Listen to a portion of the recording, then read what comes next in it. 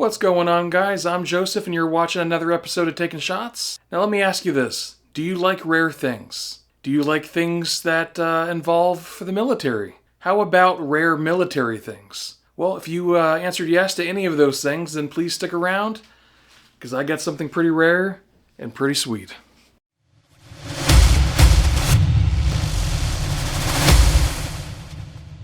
On today's episode, I got a CZ P-09. Not just any P-09. This is the P-09 that they only made 50 of. It was submitted to the military for their consideration by CZ. This is a rare beast. Let's get into it. As they say in the morgue, let's crack her open and take a look inside. As you can see here, we have the firearm. It comes with a 19 round standard mag. It's got it's like a lanyard loop here. It's got 3-dot night sights. Comes with 2 extra magazines. These were 19 round mags, but they have these aluminum extenders on them, bringing them up to 21 rounds. So you get the stock grip with the gun, but you also get 2 other palm extensions to change it up to, so you can have the 3 different sizes. Cleaning brush, pretty standard. Now let's go over some of the paperwork that comes in the box. We got the owner's manual. Got a breakdown of the gun. Got some safety instructions here.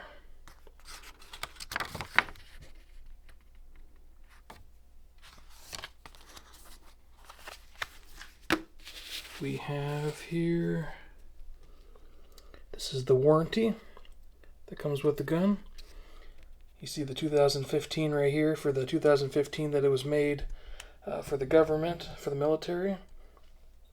CZ P-09 9x19. The DAO is a double action only trigger, and it's in flat dark earth.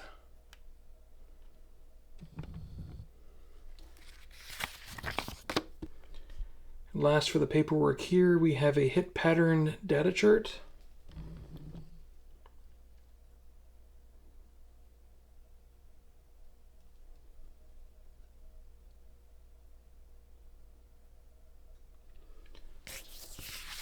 And on the back of the paper here, you can see where it was aimed at and where it was hitting. Going by the key right here. And that's it for the paperwork on this. Now let's go ahead and talk numbers about this gun here. CZ submitted 50 of the P-09s in 9mm, which this is one of those 50. They also submitted 50 of the P-09s and 40 caliber Smith & Wesson. They submitted 10 of the P-07s in 9mm, 5 of the P-07s and 40 caliber Smith & Wesson, and 12 of the P-09s that were suppressor ready, that came with the threaded barrel, which this one does not have because this is one of the 50, not one of the 12. But out of the 12 P-09s that were suppressor ready, 6 of those were in 9mm and 6 of those were in 40 caliber. Now the gun is limited to only 50 of this particular model that was made, the P-09 that does not have the threaded barrel. But when you look at the serial number, its serial number is US 00067, so it is the 67th one, and it's got the serial number right there, 67, as well up there, 67. Now you may take a look at that and be like, oh, why is that 67 when they only made 50 of them? You have to keep in mind that they had made the other models that I just mentioned. The 6 of the 9, the 6 of the 40. They made the 40 caliber variant of this as well as the 9mm variant.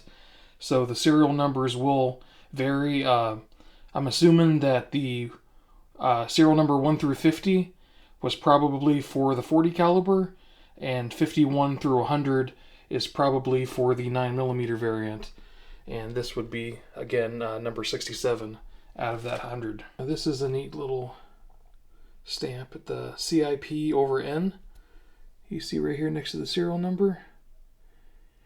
That is a stamp that was put on the gun to let you know that the gun was pressure tested with loads that were 30% over what they should have been. So they were over pressurized loads to prove that the gun is capable of handling that. Now, this isn't Cerakote on the slide. It's nitrided, just like the P-07s and the P-09 slides typically are. And then it receives an iron bond treatment, which is their deco bond. The frame is in FDE, colored polymer, so the flat dark earth.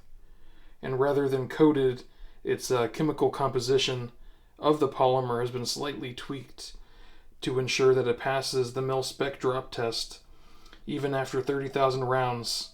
And the whole goal of this color scheme here, guys, this was for the MHS requirements for the gun to be non-reflective and neutral colored. The hammer, it's not your typical hammer. This is a bobbed hammer, so you can't pull it back in single action.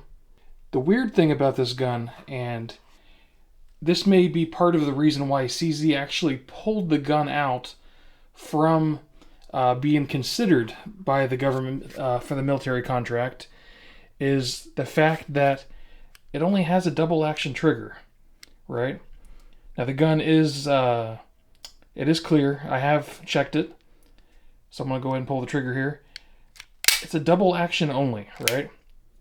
You cock it back and you let the slide go back down, and it's double action only. It's got a hard trigger pull. And you can't pull that back here either to go into like a single action mode.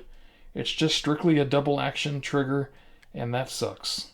And I don't know if they just didn't have time to put something together when they submitted this for consideration, but for whatever the reason, that's not cool.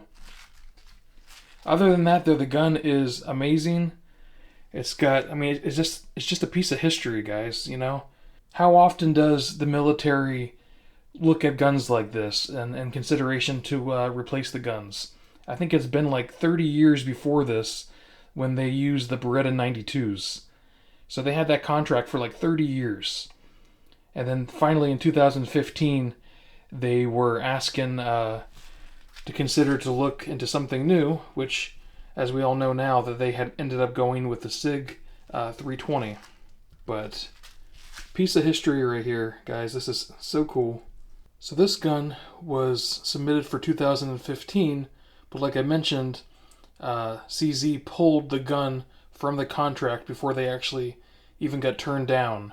But a year later, this came out. This is the CZ P-09 Tactical Urban Gray. This is the gun that should have been submitted to the military. So in 2016, the Urban Gray Suppressor Ready series came out. The color is a mixture of gray and flat dark earth, which they call Urban Gray. It has suppressor height 3-dot night sights, which are really cool, as well as a threaded barrel. This one only came with 2 magazines, but they are both the 21 round magazines, so you can actually hold one in the chamber, so you get 22 rounds of 9mm, which is pretty amazing for standard capacity, you know, especially back in like 2016 when this gun was released.